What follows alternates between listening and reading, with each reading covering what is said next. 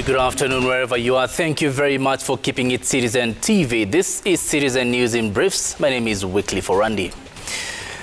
ODM leader Raila Odinga has dismissed assertions that he is President Uhuru Kenyatta's project, insisting he is his own man. Odinga revealing that he will be making a declaration by the end of the month on whether or not he will vie for presidency in 2022. He at the same time waded into the Pandora Papers leaks debate, saying it was not wrong to have an offshore account as long as one could explain the source of the wealth. At least he has never told me that I'm his preferred candidate. I think he said he was going to talk at some time. But what I know is that I'm not his project. That if I'm going to run as Raila Odinga, and I have already run for president. I have a track record which is known. I don't need to be sponsored by anybody. I will go to Kenyans themselves and tell them what I've done in the past and what I'm capable of doing in the future. And if the president gives me a support, backs me, it will be a compliment and I will be very happy to receive it. I'm having consultations with Kenyans. And I started in Nakuru, where I launched Azimio la Umoja of Kenya. And I'm getting opinions of the people of Kenya on different issues. And I've said that at the end of these consultations, which I hope is going to be by the end of this month, I will then I've made up my mind, and I will make an announcement if I'm going to run or if I'm not going to run.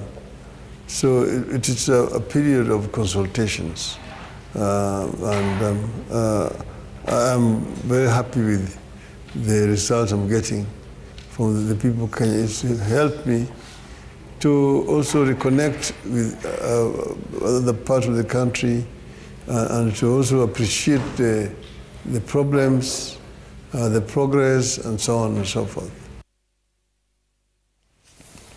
Let's now look at what's happening as far as the vaccination drive is concerned in the country. And the government has received a boost in the COVID-19 vaccination program with the arrival of 252,000 doses of the Johnson & Johnson vaccine.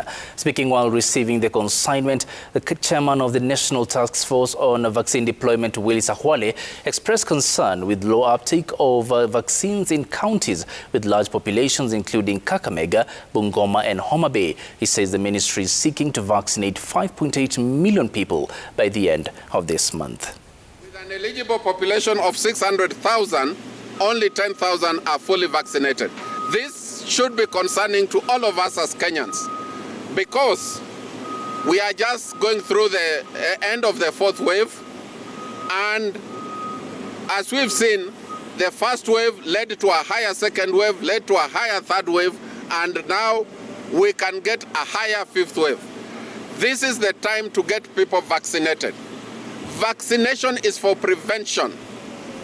It is the time that we should really get out there and get Kenyans vaccinated if we have to mitigate the negative impact of the coming wave. So, I'm happy that today we did meet the Senate Subcommittee on Health, and they have assured us that they are going to work with county leadership so that we get political and administrative leadership to mobilize communities towards vaccination. That is going to be very key now. We want people to come forward, and as quickly as possible, the vaccines are there. Finally, let me dispel this myth about a vaccine being superior to another. We are also getting reports that are a bit concerning, that people are preferring and saying, I'll wait until I receive a particular vaccine. That is not the way to help this country. We have severally said and repeated that the vaccines that are WHO approved, they have the same efficacy, they will prevent severe disease. We don't have the luxury of trying to choose vaccines now. Please, we want to pass the message to Kenyans. All these vaccines are equal. It is not a time to choose. And finally, we are not yet done with this COVID. As I've said, potential of a fifth wave is there. The only way to mitigate that, I repeat again, is that we get vaccinated. Indeed, let's all get vaccinated. And staying with matters, COVID-19 Health Cabinet Secretary Kagwe wants all county governments to continuously play an active role in ensuring their populations are vaccinated, as it is the only way by hitting the target set by the government that the economy is likely to be reopened. Kagwe was speaking during a meeting between the Health Ministry and the Senate Committee on Health. He pointed out that discussions between Kenya and other countries are still ongoing regarding travel restrictions that would see vaccinated Kenyans travel with ease.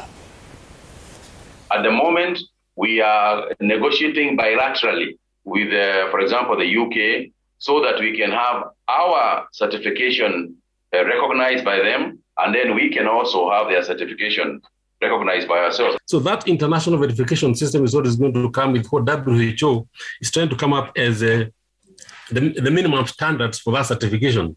It is not yet fully approved, and we are working on that to make sure it is done at least by the end of this month, so that even our certificates cannot comply with that. Let's now shift focus to other news, and a 40-year-old man, Paul Ochieng, is in police custody of allegations of stabbing his 25-year-old wife to death and attempting suicide at their rented house in Afraha, Nakuru East. Police suspect that constant arguments between the couple sparked the Tuesday night incident that left tenants in the Afraha-based apartment block in shock. The suspect jumped from the 4th floor of the building after committing the act and miraculously survived, with the speed of his fall greatly curbed by hanging lines in the block. The murder weapon was recovered from the crime scene. Investigating officers questioned the suspect before being presented to court. The deceased, known as Njeri Kamande and Ochieng, had just moved into the rental apartment 2 weeks ago.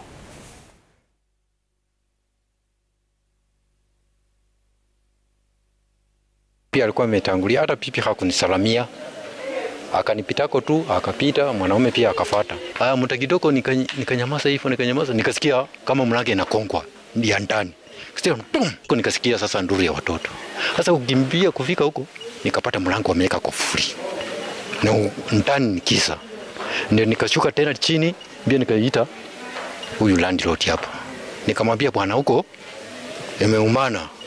Akasema nini? Nasikia watoto wanasema mama yao tami inatoka. The suspect tried to jump from the 4th floor so that to commit suicide, but he was rescued. At the scene of the murder, we have recovered a knife. Juzi akaniambia pati yana bwana yake anatakanga tu akae kwa nyumba, hatakingi atoke. Nikamwambia hapana, kama amekwambia wewe tulia kwa nyumba.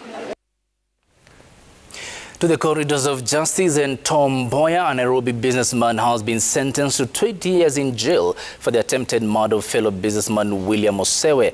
He also was jailed for 3 years for wounding a security guard who was stationed near the scene of the incident. Milimani Chief Magistrate Martha Mutuku noted that Mboya did not show remorse for his offense, as noted in his probation report. She sentenced Mboya to a further 3 years for wounding Osewe. That sentence will run concurrently with the 20-year sentence. The court also took account of the impact of the offense on the victim, Osewe, who is still adversely affected by the act. Last week, the court found Mboya guilty of the offense after the prosecution proved its case beyond a reasonable doubt. The court noted that Mboya fired at Osewe several times as he shouted at him that he would shoot him.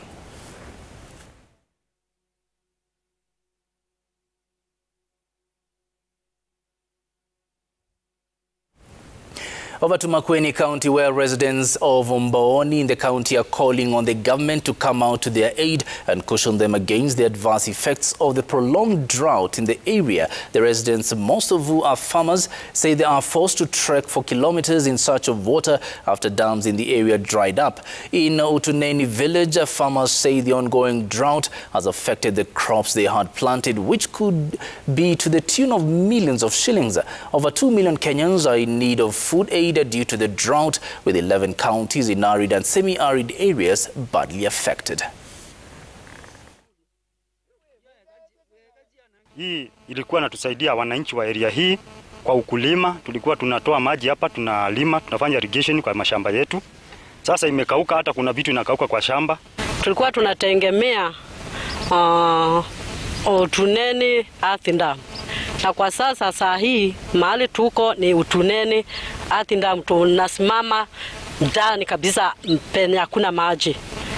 Shida yenye tuko nayo sana ni maji, hata ya kupika, ya kukunywa, ya ng'ombe, tunataabika sana. Na leo tulikuwa tunazungumza kama wakazi wa eneo hili, tuone tutapiganaje na umasikini.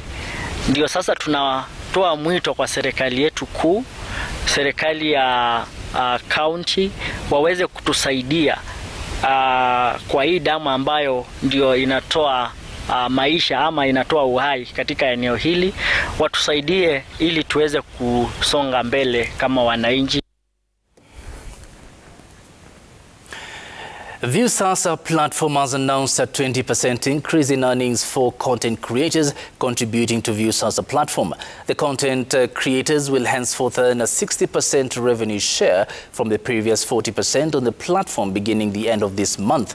Viusasa Managing Director George Waititu say the increase is one way of empowering content creators as well as encouraging more production of creative local content. The platform has a number of digital services known as modules like Elimu for students and teachers, Kids View, Gospel Center and ViewPay, where one can pay bills free of charge as well as buying airtime with a discount of 5% per purchase. Some of the content creators who were present at the event welcomed the increase, saying it will go a long way in improving their content creation and by extension their lives. The fact that we have localized technology. All right, and I'm glad that Kenya has made significant progress in terms of having very good local developers. All right, so that has saved us quite some resources. All right, and for that we said we have to pass on that to the content providers. The second thing is that over time we've also gained efficiencies. All right. In the way we operate, and again we want to also pass those gains to those who provide content. And then the third thing is an organization, like I said earlier, we are very strategic, very deliberate, and very focused in building the local content industry. Okay. And we realize that for that to happen, then the creators need to have as much resources as possible. When a content provider is able to get revenue share from their work, and as a build team that will help them facilitate in creating the content. Zapata mtu ana employ hata cameramen, video editors, all that stuff that comes with the content creation process. So it's a really good platform. For the 3 years, like the last 2 years, the revenue we have been receiving isn't enough. It wasn't that good. Actually, it's not a revenue that you could share with the people and tell them that this is what I'm earning from Viusasa. But today, I feel like the increment is going to even motivate us. So we shall be working comfortably and shouting at the top of our voices that we are providers at the Viusasa.